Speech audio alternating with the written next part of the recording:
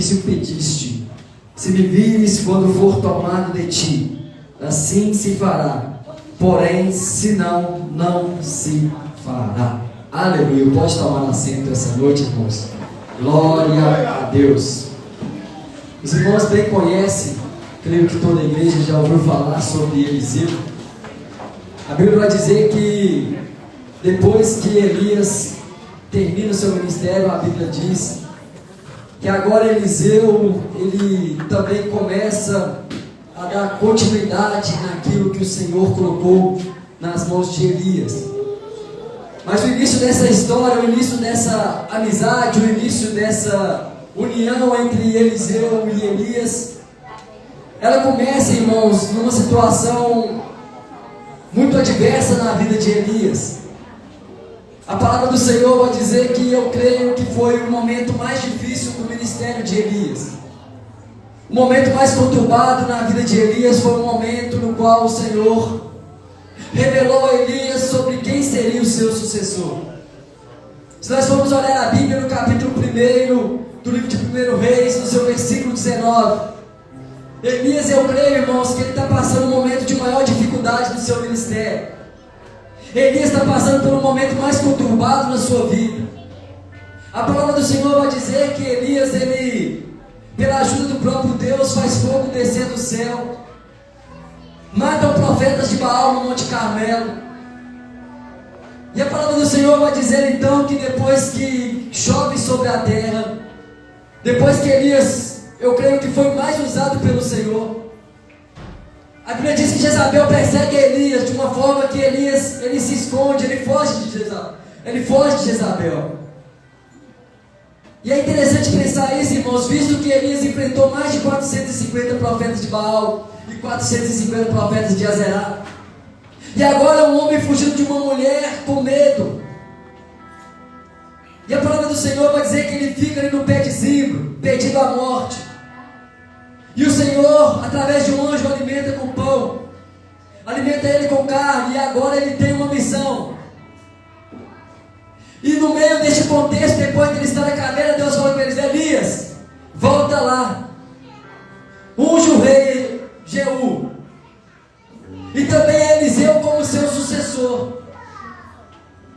E é engraçado isso, irmãos, que parece que nos momentos de mais dificuldade na minha e na sua vida, parece que é o momento que mais Deus quer abençoar outras pessoas através das nossas vidas. Parece que no momento de maior dificuldade no nosso ministério é o momento que Deus mais nos usa. Parece que é no momento de aflição, parece que não está dando tudo errado, é o momento que Deus vai, estende a mão para aquela pessoa porque ela está precisando. Vai buscar aquele ali que está perdido, porque eu tenho um plano para a vida dele, um plano para a vida dela. E, irmãos, e não dá para entender a forma que Deus trabalha, porque nós não temos a mentalidade de Deus. E a palavra do Senhor vai dizer no livro de 1 Reis, capítulo de número 19, que Deus fala para Elias para ungir Eliseu como seu sucessor.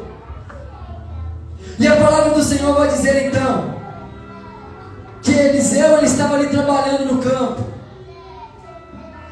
Pelo que parece, ele ajudava os seus pais naquele campo, e a Bíblia diz que quando Elias parte, ele chega a Eliseu. E Eliseu está lavrando a terra com as suas 12 juntas de boi. E quando Elias passa a capa sobre ele, Eliseu deixa os bois onde estão. E ele corre e Elias diz assim: Elias, deixa eu despedir da minha família primeiro, e eu vou te seguir. Nós vamos iniciar no ministério. E a Bíblia vai dizer, irmãos, que Eliseu, ele quebra tudo aquilo que era o trabalho dele. Ele mata aquelas juntas de boi, faz um churrasco para sua família, e agora começa a seguir a Elias. Ele começa agora a aprender com Elias. E segundo alguns estudiosos, irmãos, eu fiquei até surpreso disso, durante 10 anos Eliseu seguia a Elias no seu ministério. Talvez a gente ache que quando Deus coloca algo na nossa mão, talvez é do dia para a noite que nós iremos receber. Talvez quando desce um óleo sobre a nossa cabeça, nós achamos: vai chegar hoje, vai chegar amanhã. E nem sempre é assim, irmãos. Davi, quando foi ungido a rei por Samuel, a Bíblia diz que foram durante 12 anos que ele foi chegar aonde Deus ia colocar ele. Foi um processo. Mas sabe o que é mais lindo disso tudo, irmãos? É como o pastor mesmo trouxe aqui, o pastor Vanderlei trouxe: sede firmes e constantes naquilo que o Senhor colocou na sua mão, para que nós não venhamos desistir no meio do caminho, para que nós não venhamos desistir no meio da caminhada, porque vai ter luta no meio da caminhada, vai ter dificuldade no meio do processo, vai ter tribulação no meio deste processo. Mas fica tranquilo, que se Deus colocou algo na minha e na sua mão, por mais difícil que seja, por mais árduo que seja, por mais complicado que seja o momento, você vai chegar naquilo que o Senhor determinou para a sua vida.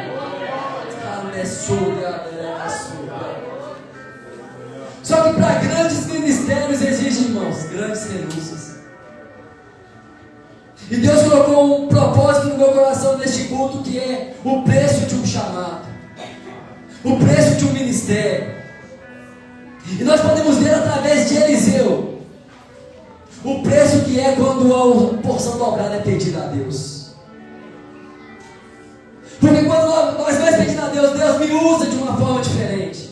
Deus faz algo novo na minha vida. Deus faz algo diferente no meu ministério. Parece que tudo começa a dar errado nas nossas vidas, irmãos. Parece que as lutas aumentam. Parece que a dificuldade começa a bater na porta. Parece que o azeite começa a faltar dentro da casa. As dificuldades parecem vir sobre nós. Mas isso é somente um teste, irmãos, daquilo que Deus vai fazer na minha e na sua vida. É somente um processo. José, ele recebeu de Deus dizendo: você vai ser o maior, você vai ser grande, toda uma nação será curvada diante de ti. Mas quem diria que José passaria por um cárcere? Quem diria que José seria vendido pelos seus irmãos? Quem dizia que ele seria confundido como um estuprador e ser preso? Mas dentro, irmãos, de grandes ministérios, existe grande dificuldade, existe grandes tribulações. E eu estou falando para jovens aqui essa noite que são fortes. Eu estou falando para uma igreja aqui que é forte, irmãos, que a luta veio, mas não te parou, que a dificuldade chegou na sua porta, mas não te parou, que a tristeza até tomou conta do seu coração por uns dias, mas você não parou. Por quê? Porque você entendeu: é grande o que Deus tem para a minha vida, mas vai vir luta, vai vir dificuldade, mas maior é aquilo que o Senhor tem para mim e para você essa noite. Glória a Deus. Para grandes ministérios existem grandes renúncias. E é claro isso no ministério de Eliseu, irmãos. Em nenhum momento na Bíblia Elias pediu a Eliseu para matar os bois. Em nenhum momento na Bíblia Elias pediu a Eliseu para que acabasse com as juntas, para que acabasse com tudo. Só que Eliseu sentiu no seu coração, só que Eliseu sentiu dentro de si, e para que ele fosse, e para que ele tivesse sucesso no ministério, algumas coisas deveriam ficar para trás. Talvez, irmãos, na minha e na sua vida, tem muitas coisas que não andam para frente, porque nós queremos carregar coisas do passado para a nossa vida presente. E toda vez que eu e você carregamos o passado dentro do nosso presente, nós não vivemos o presente, nós não vivemos o hoje, mas nós vivemos o passado. É por isso que existe muitas pessoas presas nesse lugar. É por isso que existem muitas pessoas pensando: por que o relacionamento não deu certo no passado? Por que aquele emprego que eu tanto queria, a porta não abriu? Por que aquilo não veio no momento que eu queria? E aí você vai vivendo uma vida presa no passado. É como Ló, irmãos, quando foi sair, Gênesis 19, a Bíblia diz que a ordem do anjo é: não olhe para trás. Só que quando nós vamos ver, quando começa a cair fogo do céu, a mulher de Ló olha para trás. E no instante que a mulher de Ló olha para trás, a Bíblia diz que ela se torna uma estátua de sal, que ela fica paralisada, que ela não mais se movimenta. Porque talvez ela ficava presa lá: nossa, minhas paredes vão ficar tudo para trás, está no fogão ainda. Nossa, eu deixei tanta coisa dentro de casa, minhas roupas, eu não peguei nem roupa do corpo. A minha vida está toda presa naquele lugar, eu não posso sair de lá. E a Bíblia diz que quando ela olha para trás, ela se torna uma estátua de sal. Só que o que Deus tem para mim e para você, irmãos, não está no nosso passado. A Bíblia diz que Deus lança o nosso passado no mar do esquecimento e faz de cada um de nós uma nova história. Eu não sei o que você passou no seu passado, eu não sei as lutas, as dificuldades, os erros do seu passado, mas Deus me trouxe essa noite para dizer para você: eu não sou um Deus do passado, eu sou um Deus do presente, e eu sou um Deus que cuida do seu futuro. Então deixe o seu passado nas minhas mãos, esquece o que passou, porque eu quero fazer nova todas as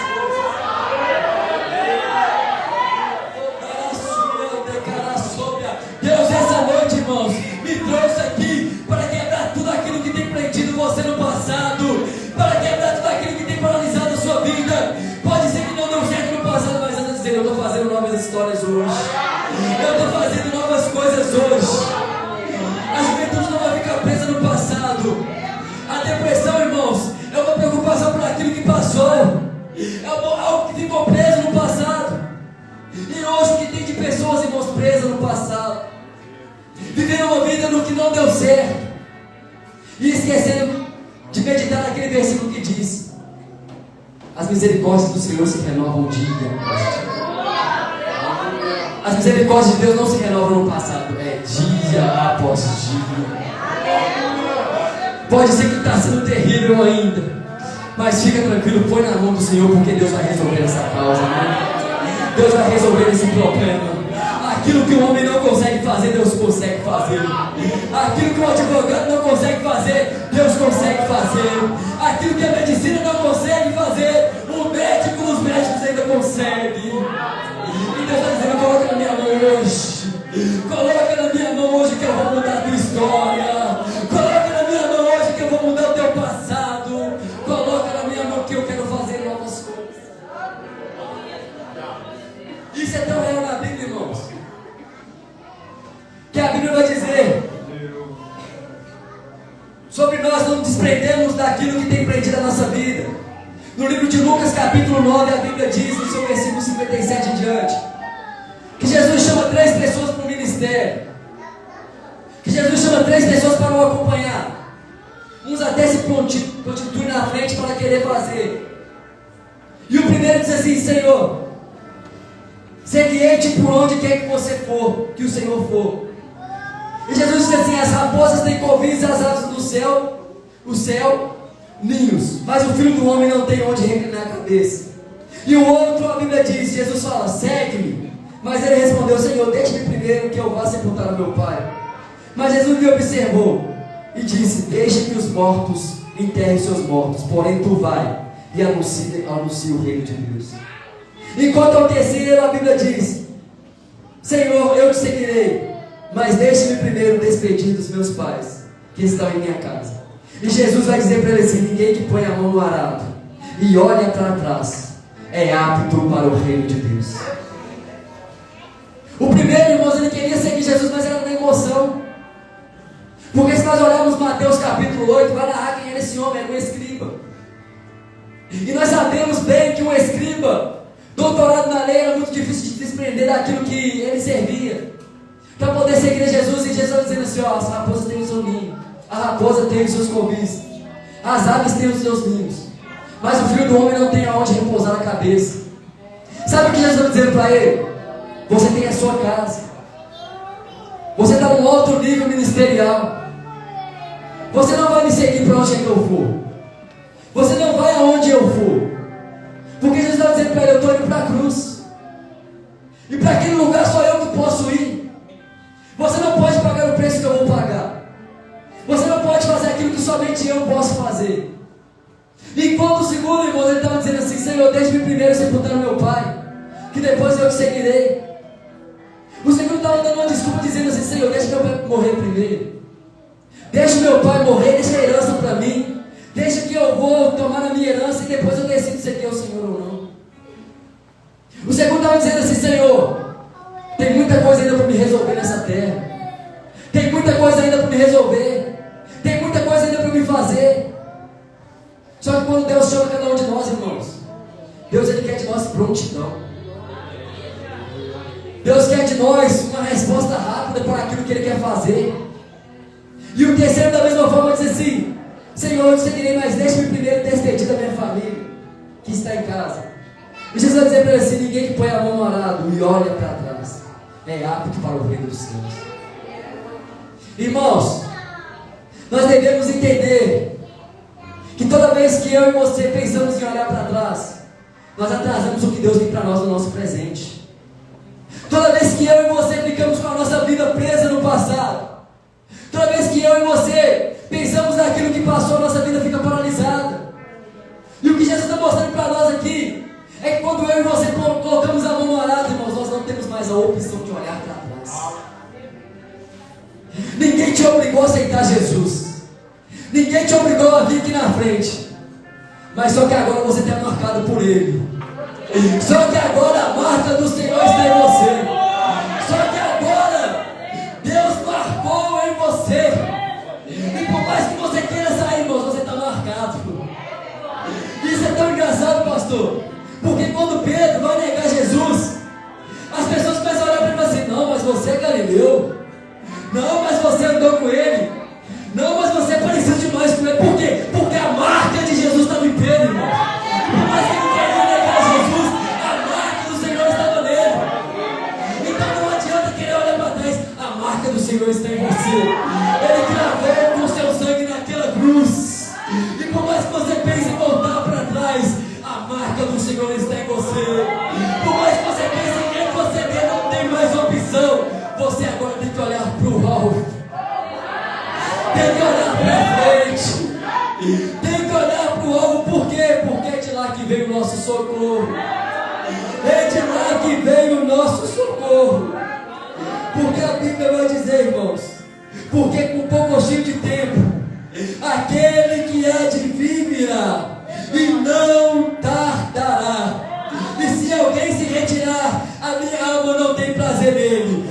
Porém nós não somos aqueles que se retiram para a perdição, mas somos aqueles que creem para a conservação da alma. O que Deus está dizendo para nós?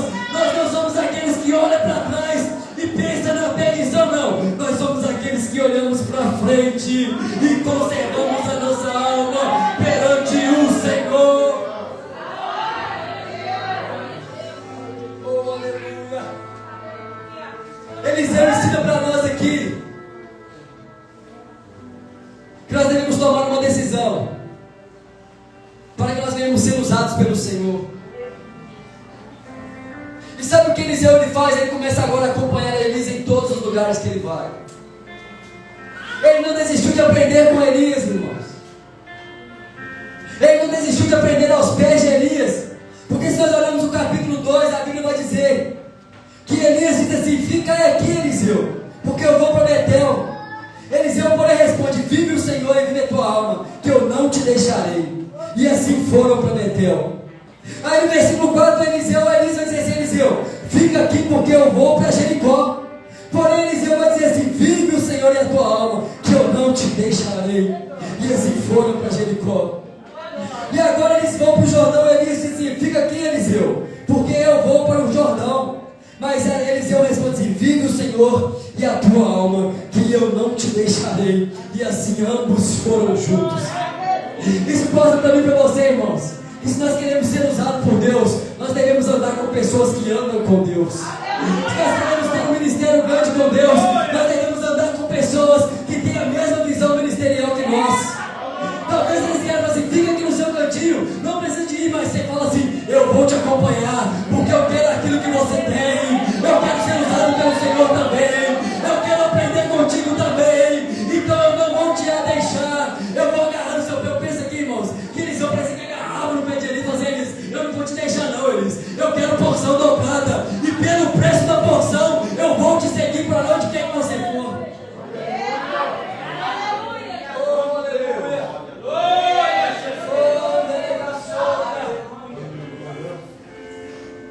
Ande com pessoas que têm um chamado, irmãos. Ande com pessoas que têm um ministério. Ande com pessoas que têm algo grande de Deus na vida dele, na vida dela. Quem é as nossas companhias no nosso dia a dia, irmãos. As pessoas talvez perguntam: ah, não, mas seguir uma pessoa mais velha para quê? Irmãos, mas tantas histórias, tanta experiência que uma pessoa mais velha tem. E a nossa geração é uma geração das mais ansiosas que já existiu. É uma geração das mais depressivas que já que tem existido. Porque muitas vezes nós não temos visto e nós não temos seguido os conselhos dos mais velhos. Talvez nós pensamos assim: isso aqui é retrógrado, ninguém faz mais isso.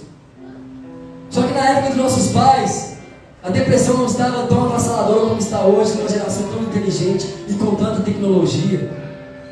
Isso mostra para mim e para você que nós devemos seguir aqueles que são mais velhos, aqueles que já têm uma experiência maior na fé. Porque muitas experiências, irmãos, quando nós sentamos com pessoas mais velhas que nós, eles abrem aquele leque da experiência, nós pensamos assim: será que esse Deus faz ainda hoje? De tantas coisas que eles passaram. Só que a Bíblia ela afirma para mim e para você, em Hebreus capítulo de número 13, versículo 8, que Jesus é o mesmo ontem, que Jesus é o mesmo hoje, e que Jesus é o mesmo eternamente. Se Deus usou um ancião no passado, Ele pode me usar essa noite. Se Deus Ele usou um ancião, Ele usou uma pessoa mais velha no passado, Ele pode usar cada um de nós essa noite, porque Ele não mudou. O ser humano pode até mudar, mas Jesus é o mesmo ontem, Jesus é o mesmo hoje, Jesus é o mesmo eternamente. Só que no meio desse processo existe voz na nossa cabeça. Porque a Bíblia vai dizer que quando Elias ele iria para outro lugar, os profetas, os filhos dos profetas sabiam que Elias seria levado ao céu. E toda vez que Eliseu resolvia seguir Elias, os filhos do profeta diziam assim: Eliseu, o Senhor sabe que o Senhor levará Elias, o seu Senhor, por cabeça. Só que Eliseu respondia assim: também eu sei, calai-vos. Só que toda mais uma vez, quando Elias resolve ir para outro lugar, os filhos dos profetas diziam: Eliseu, Elias está indo para Jericó. Sabes que o Senhor tomará o teu servo por tua cabeça. E Eliseu mais uma vez disse assim: também eu bem sei, calai-vos. E mais uma vez isso ia de uma forma cotidiana. Só que a voz que Eliseu escutava é: se eu escutar esses profetas, eu vou perder aquilo que o Senhor tem para a minha vida. Isso fala muito comigo, irmão. Sabe por quê? Porque somente eu e Deus, somente eu sei aquilo que Deus falou para o meu respeito. Somente você sabe aquilo que Deus falou a teu respeito. E tem muita gente cantando picuinha naquilo que Deus colocou sobre a sua vida. E tem muita gente falando: não vai dar certo não. Para que fazer isso? Para que se dedicar tanto a Deus? Para que orar tanto? Para que ler tanto a Bíblia? Só que só você e Deus sabe aquilo que Ele falou contigo. Só que só o Senhor sabe e você aquilo que Deus tem no seu particular. Então não deixe que essas vozes venham calar aquilo que o Senhor tem para a sua vida. Não deixe que essas vozes que não deu certo na vida tentem parar aquilo que Deus tem para você. Porque a maioria das vezes, irmãos, as pessoas que mais nos criticam é pessoas que querem ter pelo menos 1% daquilo que Deus tem na sua vida. Mas pelo fato de não conseguirem, pelo fato de ouvirem vozes, não chegaram onde que você está. E por que você vai ficar pensando em desistir agora? Por que você vai pensar em desistir porque a situação está difícil? Por que você vai pensar em desistir quando está perto de realizar aquilo que o Senhor tem para a sua vida? Elias estava próximo de ser levado ao céu. Só que pelo fato dos profetas estarem naquela situação, eles querem agora atrapalhar Eliseu, que quer se aproximar de Elias. O que Deus está dizendo para mim e para você essa noite: não escute as vozes daqueles que não têm o mesmo chamado que você. Não escute as vozes daqueles que não deram nada na vida, irmãos. Talvez as pessoas do seu serviço podem dizer assim: que loucura que você está fazendo. Talvez aquelas pessoas que estão na sua escola, na faculdade, dizem: é loucura servir a Deus dessa forma. Mas não perca aquilo que não tem para a sua vida. Não pegue aquilo que Deus tem para a sua vida, porque você está ouvindo vozes de pessoas que não chegaram a lugar nenhum. É tão triste, irmãos, nós vemos jovens parar por conta de ouvir vozes de pessoas dizendo: para que você está fazendo isso? Você está perdendo a sua juventude. Juventude é uma só vez. Enquanto eles estão numa situação triste, infeliz, numa tristeza, procurando felicidade em todos os lugares, mas ninguém vai tirar essa felicidade que você tem na presença do Senhor. Ninguém, nem conversa nenhuma, tirará o brilho do Espírito que Deus colocou através da sua vida. Aleluia. Irmãos, coloque de pé essa noite em nome de Jesus.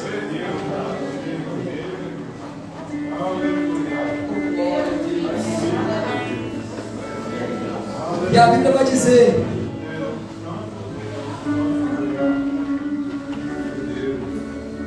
que Eliseu agora ele segue Elias. E os 50 profetas começam a olhar agora Eliseu e Elias do outro lado do Jordão. Então a Bíblia diz que Elias tomou uma capa, dobrou e feriu as águas, os quais se dividiram para os dois lados, e passaram ambos a seco. E aqui começa a mudar tudo, irmãos, para aqueles que não ouvem a voz da desistência. E aqui começa a mudar tudo, daquele que não para por causa das dificuldades. E aqui começa a mudar tudo, daqueles que não param porque as coisas não estão dando certo no momento. Porque sabe o que é lindo aqui? Porque os 50 profetas ficaram observando de longe. Os 50 profetas que estavam dizendo: não vai para lá, desiste, para tudo, Elias vai ser levado. Só que agora sabe o que está acontecendo nesse contexto? Pastor, Elias está abrindo o Jordão. E sabe quem está passando no meio do Jordão? Elias e Eliseu. Sabe quem está passando no meio do Jordão, Adenilson? Elias e Eliseu. Se Eliseu tivesse ouvido a voz da desistência, Eliseu não tinha presenciado um milagre pessoalmente, juntamente com Elias. Se você começa a ouvir a voz da desistência, os milagres não vão acontecer na sua vida. Mas se a partir de hoje você ouvir a voz daqueles que querem chegar, daqueles que querem prosseguir, você viverá a partir de hoje milagres dia após dia na sua vida. Você viverá coisas grandes da parte do Senhor. E a Bíblia vai dizer que Elias agora é tomado ao céu no redemoinho. Iam andando falando, e eis que um carro de fogo com vários cavalos de fogo se separou um do outro, e Elias subiu ao céu no redemoinho. E aqui eu já concluo a mensagem, irmãos. O que Elias falou para Eliseu é: Eliseu, se você manter o foco naquilo que você pediu, você receberá. Vou repetir isso aqui. Se você manter o foco naquilo que você pediu, você receberá. Eu não sei o que cada um dos irmãos tem pedido ao Senhor. Eu não sei se é uma porção dobrada desse Espírito. Eu não sei se é ser usado da forma que o pregador é usado, da forma que o pastor é usado. Eu não sei. Mas se você essa noite manter o foco naquilo que você tem pedido ao Senhor, realizará os feitos do Senhor na sua vida. Porque a Bíblia diz que Elias é tomado no redemoinho. E a Bíblia diz que Eliseu está com foco na capa de Elias. E quando a capa é chegada ao chão, Elias pega aquela capa. E a Bíblia vai dizer que aquela mesma capa, ele dobra ela e faz também abrir o Jordão para começar uma obra que o Senhor tinha na vida dele. Se eu e você, essa noite, mantemos o foco firme no Senhor, autor e consumador da nossa fé, nós viveremos